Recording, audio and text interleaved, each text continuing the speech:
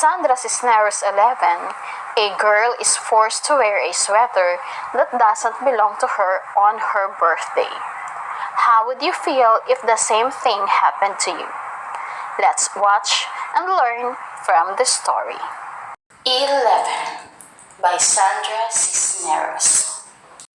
What they don't understand about birthdays and what they never tell you is that when you are 11, you are also 10 and 9 and 8 and 7 and 6 and 5 and 4 and 3 and 2 and 1. And when you wake up on your 11th birthday, you expect to feel 11. But you don't. You open your eyes and everything's just like yesterday. Only it's today. And you don't feel 11 at all. You feel like you're still 10. And you are, underneath the year that makes you 11. Like some days you might say something stupid. And that's the part of you that's still 10. Or maybe some days you might need to sit on your mom's lap because you're scared. And that's the part of you that's 5. And maybe one day, when you're all grown up, maybe you will need to cry, like if you're 3. And that's okay. That's what I told Mama when she said and needs to cry. Maybe she's feeling 3. Because the way you grow old is kind of like an onion, or like the rings inside a tree trunk, or like my little wooden dolls that fit one side the other, each year inside the next one. That is how being 11 years old is. You don't feel 11, not right away. It takes a few days, weeks even, sometimes even months before you say 11 when they ask you. And you don't feel smart 11, not until you're almost 12. That's the way it is. Only today, I wish I didn't have only 11 years rattling inside me like pennies in a tin band box. Today, I wish I was 102 instead of 11. Because if I was 102, I would have known what to say when Mrs. Price put the red sweater on my desk.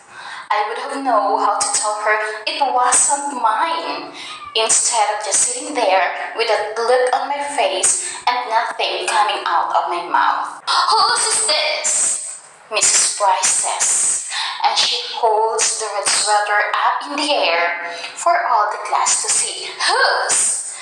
It's been sitting in the cold room for a month. Not mine, says everybody. Not me. It has to belong to somebody, Miss Price keeps saying, but nobody can remember. It is an ugly sweater with red plastic buttons, made collar and sleeves, all stretched out like you could use it for a jump rope. It's maybe 1,000 years old, and even if it belonged to me, I wouldn't say so. Maybe because I'm skinny. Maybe because she doesn't like me. That is stupid, Sylvia Saldivar says. I think it belongs to Rachel. An ugly sweater like that, all raggedy and old. But Mrs. Price believes her. Mrs. Price takes the sweater and puts it right on my desk. But when I open my mouth, nothing comes up. That's not.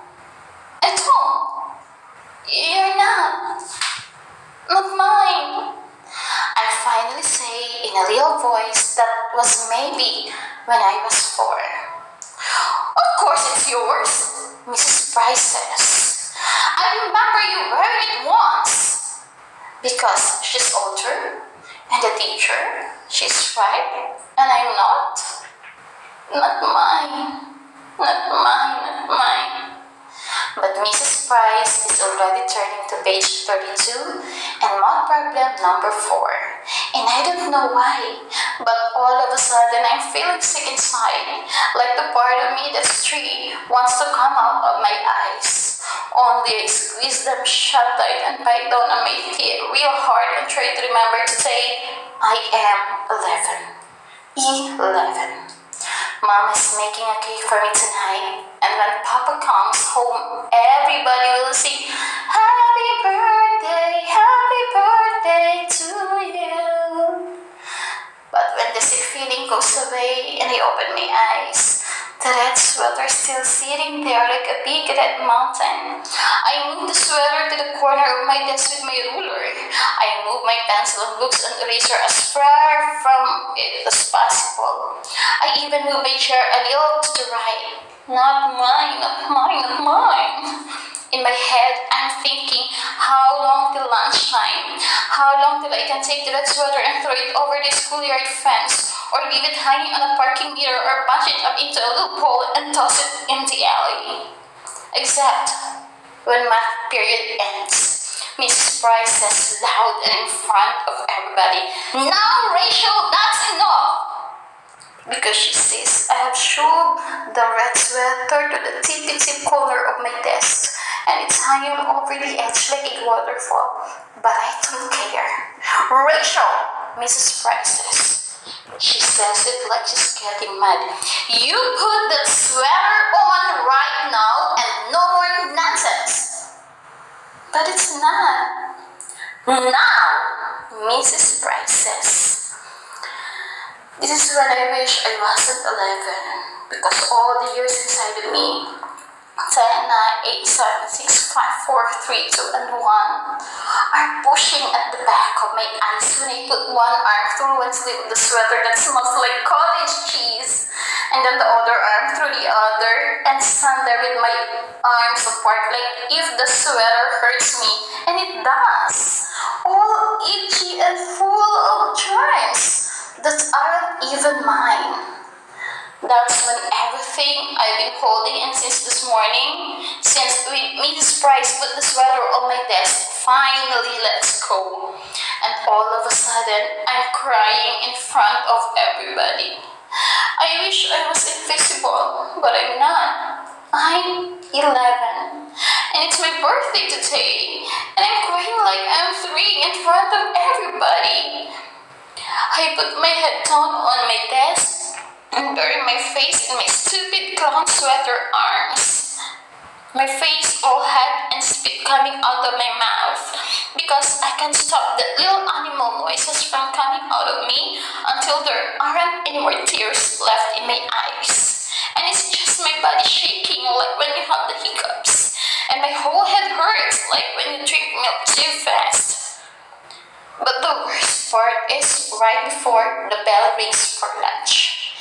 That stupid Phyllis Lopez, who is even dumber than Sylvia Saldivar, says she remembers the red sweater is hers. I take it off right away and gave it to her. Only Mrs. Price pretends like everything's okay. Today, I'm 11. There's a cake Mama's making for tonight, and when Papa comes home from work, we'll eat it. There'll be candles and presents, and everybody will sing, happy birthday to you, Rachel. Only it's too late. I'm 11 today. I'm 11, 10, 9, 8, 7, 6, 5, 4, 3, 2, and 1. But I wish I was 102. I wish I was anything but 11. Because I want today to be far away already. Far away like a runaway balloon. Like a tiny O in the sky. So tiny and tiny, you have to close your eyes to see it.